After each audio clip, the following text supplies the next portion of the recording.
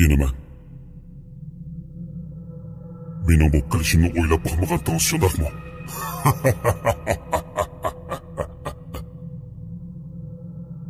Meni dunyolig'inizdan to'liq suyundi.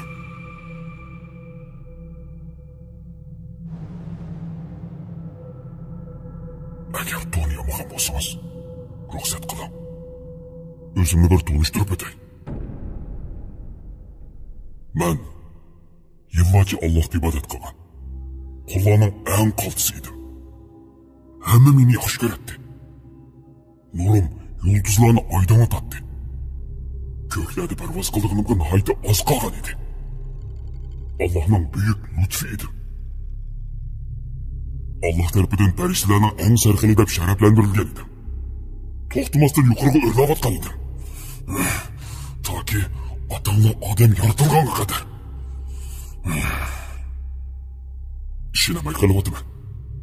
Meningdek maxluqotlarning eng sarxili qanday qilib loydan yaratilgan odamga sajda qilsin? To'liq qiyin. Yo'q dedim. Sajda qilishdan bosh tortdim. Odamlarning Rabbiga yo'q dedim.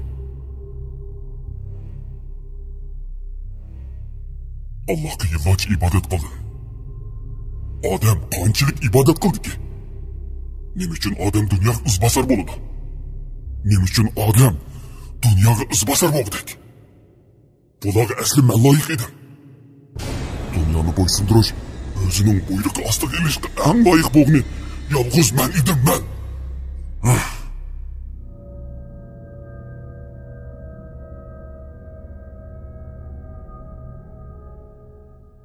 Odamga sajda qilmagan kundan boshlab maxluqotlarning eng nachiriga, eng askisiga, qo'g'landisiga aylandim. Alloh va Allohning do'stlarining dushmaniga aylandim.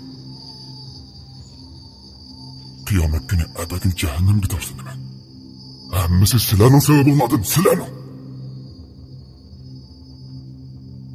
Bundan keyin ota-onlardan nafratlanganimga o'xshash sizlardan nafratlanaman.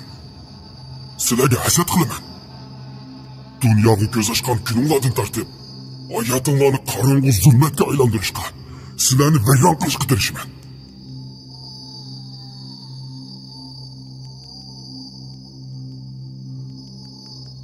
Men hargiz bu jahannamga o'zim yolg'iz kirmayman. O'zim chekkan azobning ta'mini sizlarga tetkizmayman. Mening ustimga tushgan bu la'natni sababini yo'qtirman odam bolasi. Bana o'xshash do'zaxda kuyib azoblangan, qiyocha yaqingan holatingni ko'rishni orzu qilaman.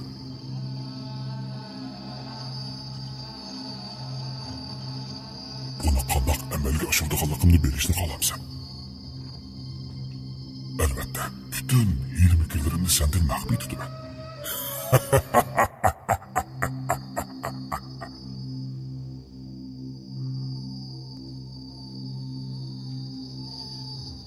Nihoyat inchkilik, ustalik bilan hozirlangan to'zaqlar, hiylalar. Yo'ldan chiqarish taktikalari. Bularning hammasini seni ozdirish, yo'ldan chiqarish uchun ishlataman. Sana insonning dunyoda fitna fasod chiqarishi, ozuqchilik qilish uchun uning qalbiga qanday kirganligini ko'rsatib qo'yaman.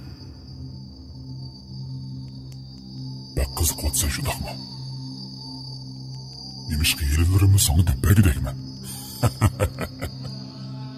Andish qilma. Sana debbasanmi? Yanada oxirida hamma unutib qolasan. Sen rostlanib mening qo'limsan.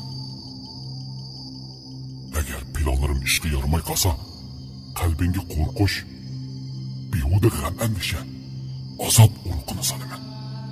Kelgusimdan behuda andish qo'zman. Kambag'allik nihoyat qo'rqinchli bilinib, yolg'onchilik, aldamchilik qilishga boshlaysan. Zolimga qarshi nihoyat qo'rqinchoq bo'lasan. Zulmga uchraganlar uchun so'zli emas bo'lasan. Seni hamma narsadan qo'rqitaman. Ammo Allohdan boshqa hamma narsadan.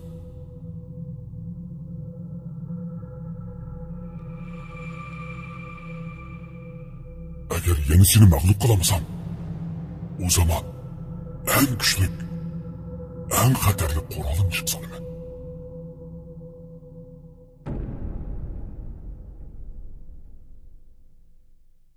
Ademi şeytan. İnsanların içindeki özüm tanıgan sərxim qullarım.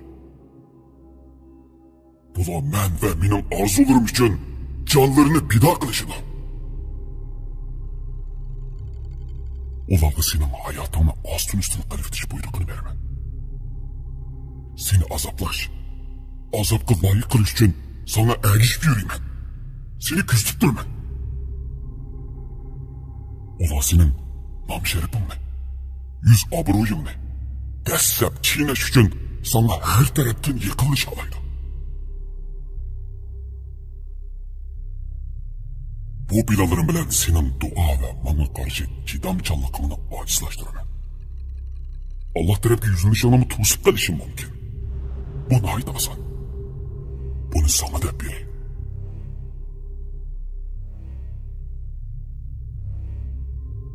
Allah tarafı mangan yolunda menden asalım kutulumen de boylak kalma.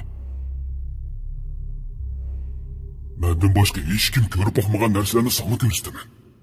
Geç gündüz kulağımı pichirlayman. Yolumga davet qilaman. Senin ruhingga kirib, seni azg'un, yo'lsiz, axloqsiz, perişan qilish uchun sening eng yaxshi ko'radigan narsani tepib chiqaman. Seni asli maqsadingdan yiroqlashtirish uchun zehningni shaytoniy va ma'nisiz ishlar bilan to'ldirib etaman. Oxirida g'alaba qilgan men bo'laman men.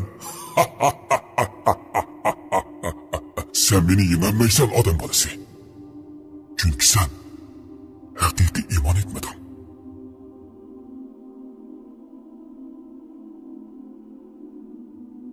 Kalbini şübhi ve vesveseler bilen doldurman. İman etsen ama mümin gibi yaşayamaysan. Hakiki iman etişe başlayan vaktinde seni özümde boysunduruşa başlayman. Sana bir qancha tuzaqlarını deb beray.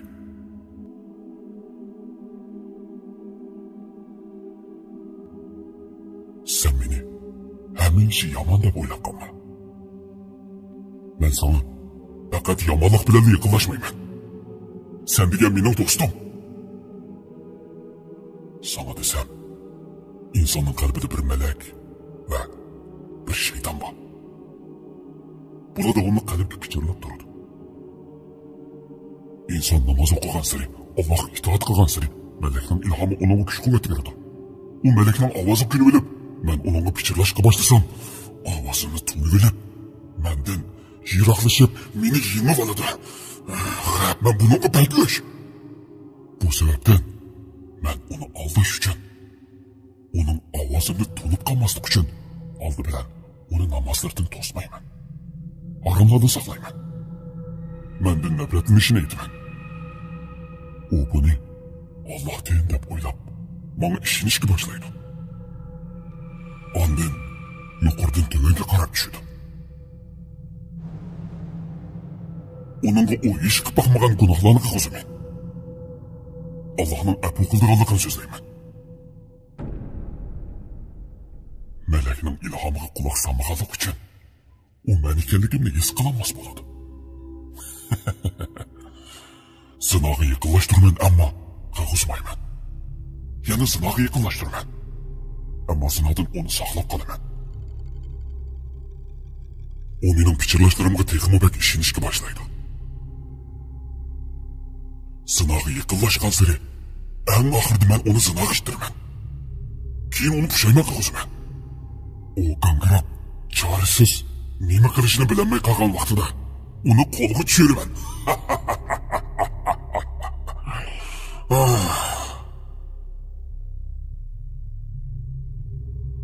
Dua qilishqa, namozlarda yig'lashga yo'l qo'yman. Vijdoni rohatlangan qadar uni insonlarga yaxshi odamdek ko'rsatishga boshlayman. U boshqalarning o'ziga bo'lgan bahosi bilan aldirash bo'lib ketdi. Zinaga yaqinlashmaslikni pichirlab turman. Ammo yaqinlashtirman. O'zini davomli hushyor turayotgandek his qilg'uzaman. eng yaxshi ko'radigan fursat bo'lsa, u dal o'ziga ishonishga boshlagan vaqt. Uni aroq sharab orqali mas qilishimga hojat qilmaydi. Zinoga yiqilishdi. Yana yiqilishdi. Oxirida men uni yana takror zino ishtirman. Buni davomli qilishman. Uning bilan xuddi mushuk choshqonni o'ynagandek o'ynayman. Men degan shayton. Sen bo'lsang mening uyunchiqimsan. Qo'rg'olim bo'lsa vasvasa. Sen Allohga samimiy bir shaklda tavba qilmoqchi, uningga haqiqiy iymon etmoqchi, Allohga sig'inib mendan panoh tilmoqchi, men seni mag'lub qilaman. Sen endi rohat uxla qol. Sening bilan birlikda yana nurg'ulg'an go'zal ishlarni qilamiz. Zinodan xijil bo'lmaydigan bo'lsa, uni ochiq oshkor qilishga boshlaysan. Seni ulgi qilib boshqalarni ozdirman. Ular sana qarab, sendan havaslanib, ularni qilishga boshlaydi. Sen bütün insonlarning gunohiga sherik bo'lsan. Jahannamda sana har bir qarg'animda azoblanayotganligingni ko'rgan sir huzurlanaman.